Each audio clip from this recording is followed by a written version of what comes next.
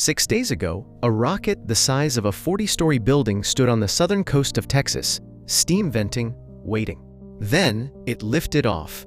40 stories of steel and flame rising from the Gulf Coast into a burning orange sky. It climbed through sunrise and flung 22 satellites into orbit, each one released cleanly into the dark above the atmosphere. The Super Heavy booster did not survive. It fell silent into the Indian Ocean. The mission was called a success. The man who built the rocket called it, in a quiet voice on the live feed, simply, finally, epic. He has said more than once on stages and in interviews around the world that he would like to die on Mars, just not on impact. Within months, if the orbital mechanics hold, an uncrewed Starship will attempt the first private voyage to that planet. He has put the odds, publicly and repeatedly, at 50-50, an even chance by his own measure. The phrase lands differently once you know what he bet to get here, and how many times that bet nearly destroyed him entirely. The real story of this life is not the rockets. It is the question that preceded every single one of them. Why does an internet millionaire decide, against all sober counsel, that he personally must make humanity a multi-planet species? The year 2008 began with 3 consecutive rocket failures and a car company that had not yet delivered a single vehicle. SpaceX had built and launched the Falcon 1 3 times. 3 times it had tumbled into the ocean. The money was almost gone. Musk was borrowing from friends to make payroll. At the same moment, Tesla was 3 days from missing payroll. Musk had poured the proceeds from Zip2 and PayPal into both companies, roughly $180 million. His marriage to Justine Musk ended that year. By his own account, he would eat the day's last meal and sometimes not know how the next would come. He said in an interview years later, "I would never give up. I would have to be dead or completely incapacitated." At the time, those were not confident words. They were the words of someone who had nothing left to fall back on, a man who had staked everything and was watching the stack dwindle. The engineers on Kwajalein Atoll, a remote Marshall Islands launch site, had lived for years in shipping containers, enduring salt corrosion, tropical storms, the grinding demoralization of watching their rockets fail. Musk kept returning. He kept telling them, "Persistence is very important. You should not give up unless you are forced to give up." The 4th launch attempt came in September 2008. It had to work. There was no 5th rocket. There was barely enough money for the one on the pad. What happened on that day and the 77 days that followed would determine whether any of it had been worth the cost. To understand how a man arrives at that moment, everything staked, everything burning, you have to go back to Pretoria in the 1970s. Elon Musk was born in June 1971, the first child of Errol Musk, an engineer, and Maye Musk, a model and dietitian. The suburb was quiet, prosperous. For a boy who did not read the social codes of other children, it was also profoundly lonely. He read obsessively. The entire Encyclopedia Britannica by age 9, according to family accounts. Science fiction by the shelf. Asimov, Heinlein, Douglas Adams. He was not reading to pass time. He was reading, as he later described it, to find out how the universe actually worked, and whether someone in it might one day fix what was wrong. School was not refuge. He was small, awkward, relentlessly literal in a way that made him a target. He spoke about rockets and computers at an age when other boys cared about rugby. He was bullied badly enough that injuries required hospital visits. The childhood was not idyllic, and the household had its own difficulties, though accounts of that period remain contested within his family. At 12, he wrote and sold a video game, a space shooter called Blastar, to a computing magazine for $500. The game was crude. The fact of it was not. He had learned to turn an obsession into something someone else would pay for. It was the first hint of a mind that saw ideas not as fantasies, but as engineering problems waiting to be solved. He left South Africa at 17, alone, with a backpack and a Canadian passport inherited through his mother. He worked his way through Queen's University in Ontario, then transferred to the University of Pennsylvania. He enrolled in a Stanford PhD program in energy physics in 1995. He lasted 2 days. The internet was about to change everything, and he could feel it the way a physicist feels a pressure change. He and his brother Kimball founded Zip2 in a small Palo Alto office. They slept on the floor to save rent. In 1999, Compaq bought it for $307 million. Musk was 27 years old. He could have stopped there. He did not stop. He put most of the Zip2 money into XCOM, an online banking venture that eventually became PayPal. In 2002, eBay acquired it for $1.5 billion in stock. Musk received approximately $165 million after taxes. He was 30 years old, wealthy beyond any conventional need, and profoundly unsatisfied. The question that would not leave him was not about money or status. It was older than that.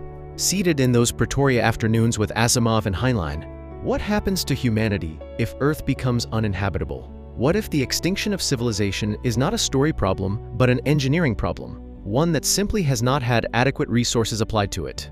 He researched NASA's Mars plans and found almost none.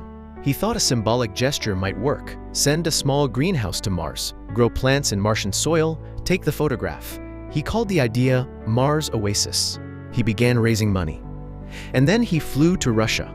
In late 2001, Musk made 3 trips to Moscow. He wanted to buy decommissioned Soviet intercontinental ballistic missiles, refurbished, repurposed, cheap enough to launch a greenhouse to the Red Planet. The Russians had the missiles, but they did not take him seriously. One meeting reportedly ended with a senior official spitting on the floor. Another time, the price quoted was so high, it seemed designed to humiliate. He flew home from the 3rd trip with nothing. No rockets, no deal, no path forward, or so it seemed. He was 30. He had spent months pursuing this idea through the corridors of Russian aerospace bureaucracy, and they had, effectively, laughed him out of the room. It was, by the judgment of virtually everyone watching, the end of the Mars dream. But somewhere over the Atlantic, or, as he later described it, in the work that followed in the days after landing, a calculation took shape. He opened a spreadsheet. He looked at rocket hardware costs versus launch prices. And as he later described it, by his own telling, he found something extraordinary. The raw materials in a rocket amounted to roughly 2% of what launch providers actually charged. 2%. The launch industry was not expensive because rockets were hard to make. It was expensive because rockets were treated as expendable, thrown away after each flight. No aircraft manufacturer would survive that business model.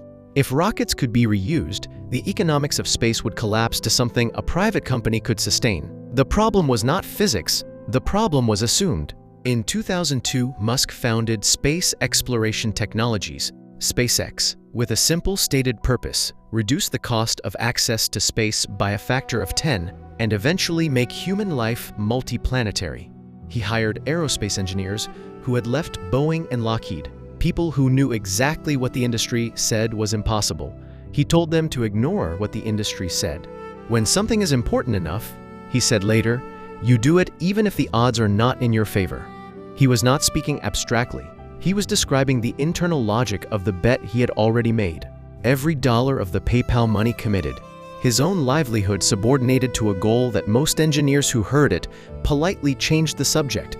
The 2008 crisis was the moment the bet nearly failed. 3 Falcon 1 launches had ended in failure. The 4th attempt, on September 28, 2008, reached orbit. The engineering team on Quaj erupted. Musk, watching from California, wept. 77 days later, on Christmas Eve, NASA awarded SpaceX a $1.6 billion contract to resupply the International Space Station. The company survived. The dream survived. But the more important thing that survived was the logic of the 2001 spreadsheet.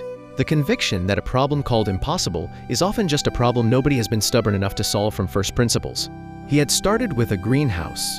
He ended up building an entire industry.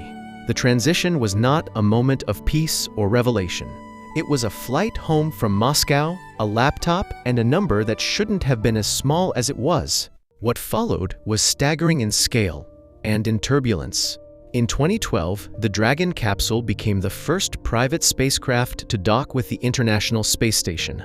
In 2015, a Falcon 9 first-stage booster landed itself upright on a drone ship in the Atlantic. The reusability dream made real, in front of a watching world. Tesla, the company that had nearly bankrupted him in 2008, delivered the Model S in 2012, and quietly rewrote the automotive industry's assumptions about electric vehicles. By 2020, it had become the most valuable car company in the world, not by legacy, not by volume, but by forcing every competitor to accept that the future it had imagined was already arriving. In May 2022, NASA astronauts launched to the ISS aboard a SpaceX Crew Dragon, the first crewed orbital launch from American soil in 9 years, and the first ever by a private company. Musk stood on the launch pad afterward, rain-soaked, and did not look like a man who had expected to be there. Starlink grew into a constellation of thousands of satellites providing internet access to remote regions of the world, and, by 2022, to a Ukraine under attack, where the service became a lifeline for military and civilian communications alike. The rockets that sent those satellites aloft were catching themselves on the way down, landing on pads and ships, flying again within days. In October 2024, the Mechazilla catching arms at Starbase in South Texas caught a returning Super Heavy booster midair, a spectacle so improbable that aerospace veterans watching it live had no adequate frame of reference. He had proposed the idea years earlier. Engineers had called it impossible. The arms caught the booster on the first attempt. By 2026, he was as despised as he was revered. His name attached to controversies that trailed the launches and the headlines in equal measure. The man and the mission had become almost impossible to separate from the noise around them. And yet the rockets kept flying, the vehicles kept landing, the ambition kept expanding. In April 2026, Starship hardware supported the Artemis II mission, a human lunar fly-around, the first time astronauts had gone beyond low Earth orbit in more than 50 years.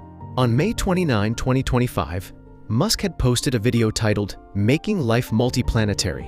Humans need to be a multi-planet species, he said, not as aspiration, as fact. Which brings us back to 6 days ago. A rocket called Ship 39 fell through the edge of the atmosphere and landed in the Indian Ocean. 22 satellites are in orbit. The booster was lost. The mission was called a success. Musk called it epic. And somewhere in the months ahead, an uncrewed Starship will try to reach Mars. The odds are 50-50, he says. He has always been comfortable with those odds, or rather, he has never required comfortable odds to proceed. What he required was a belief that the thing itself mattered, that if the goal is important enough, the probability is almost beside the point. Most of us will never build a rocket. Most of us will never stake our last dollar on an idea the world calls delusional, but we will all, at some point, face a question that does not have a safe answer. Something we believe matters. Something we know is unlikely. Something that will cost us more than we expect, and perhaps more than we feel we can give. What Musk's life asks, whatever we make of the man himself, is whether we have calculated the cost of our own belief, whether we have done the arithmetic on what we are actually willing to pursue and what we are willing to lose along the way. The spreadsheet on the plane was not about rockets, it was about the size of a commitment. What would you bet your whole life on, knowing it might cost you almost everything you love? If this life encouraged you, if it moved or motivated you in any way, subscribe. More lives worth knowing every week on The Transition.